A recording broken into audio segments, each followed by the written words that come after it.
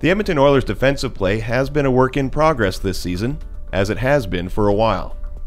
But inroads seem to be getting made towards players understanding and implementing the defensive system the coaching staff has been teaching. When they were losing, there were some voices suggesting that, but they're getting shots, they're doing okay in this statistical measure and so forth.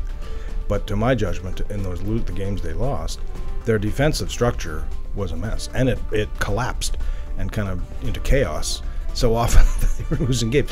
They're now constructing it, I think, in a more diligent fashion. You can see it, and it takes time to put it all together. But there's a lot more. They're an attacking team. They will be. That's what their strength is.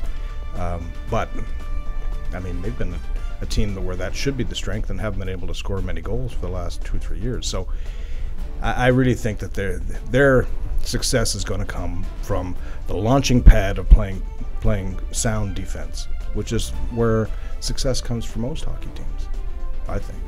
What I see in the defensive zone with the Oilers is more awareness, by which I mean the players are paying attention to where the puck is, but more important, where it might be going, and recognizing that you don't necessarily have to make the definitive play.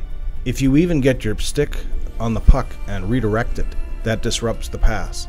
And little things like that. Get in the way of somebody who wants to shoot on net, he won't shoot, and so on. All these little moments that are starting to collect, but you need a lot of them. And I think that a lot of input from Craig Ramsey here too. I think when you alluded to that earlier about sort of how they've evolved even over these last 9 games. I'm sure, he went in and corrected some of those changes early, which I can't say they adjusted very well on the fly last season. Winning tends to reinforce the learning process. When you're easier told to do stuff message. a certain way and you actually win the games doing it, you think, maybe that's not so bad. And of course, it's also very difficult if you're an offensive player to realize that you got to collapse around your net and then you've got to skate another 180 feet to score a goal.